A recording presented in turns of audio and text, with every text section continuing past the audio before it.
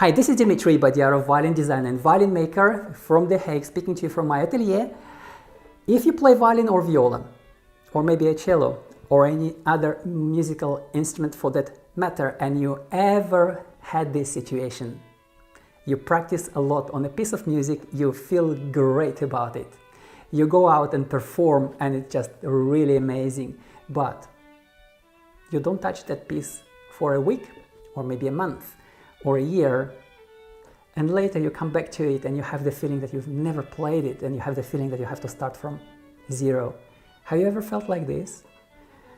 If you felt like that, then the story I want to share with you, actually not a story but an extremely powerful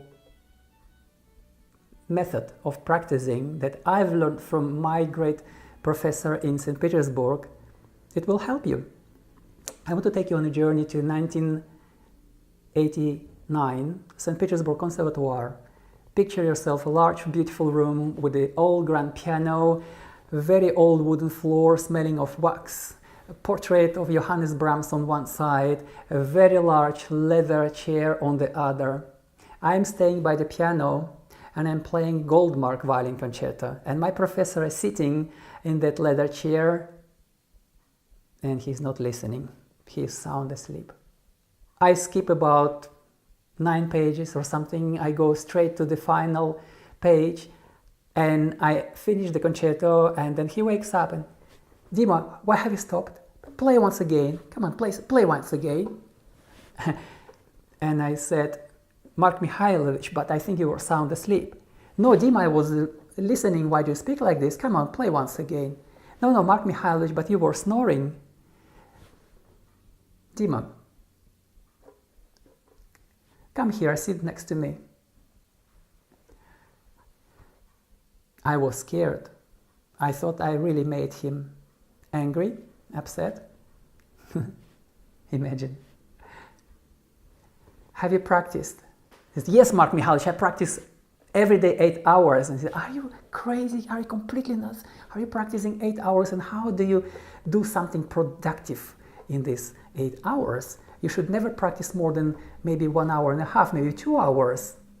And I was really surprised, because at those years in St. Petersburg we had that competition between students. I practiced 7 hours, I practiced 8 hours, I practiced 8 hours and a half, I practiced 9 hours, and it was crazy.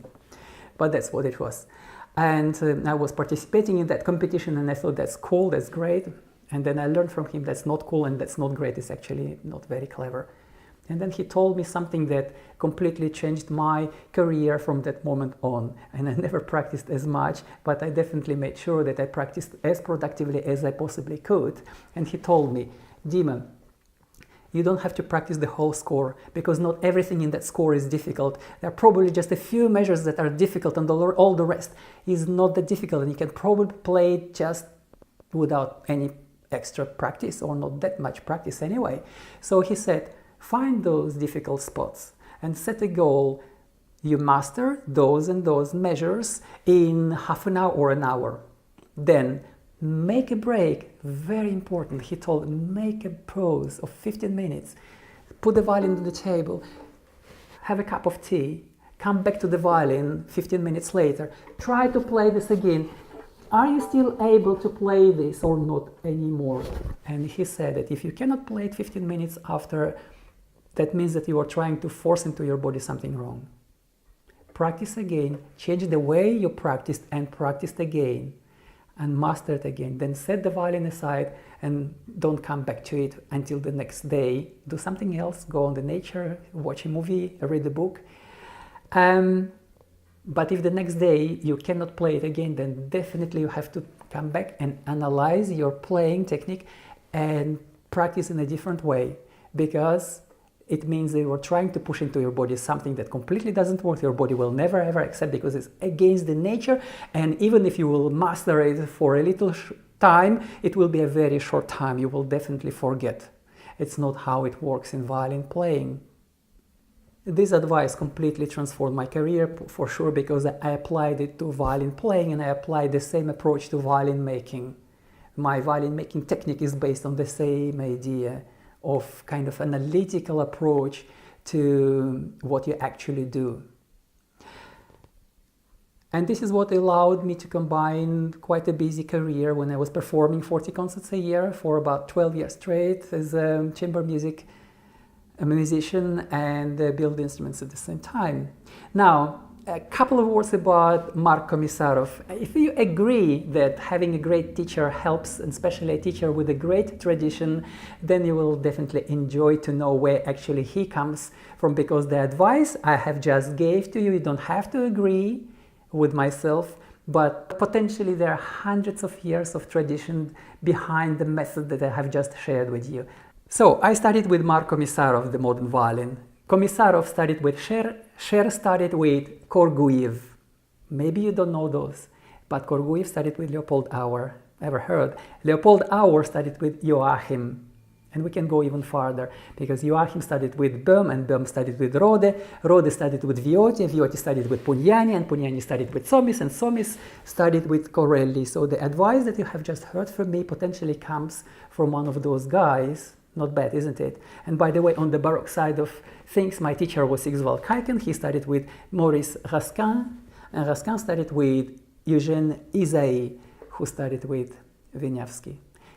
This is what I wanted to share with you. Practice productively, master it, keep it in your hands, create a lot of music, bring all this beautiful passion to people around yourself. Thanks for watching. This was Dmitry Badiarov, violin maker and violin designer from the Netherlands, speaking to you from my workshop. All the best. See you in the next video.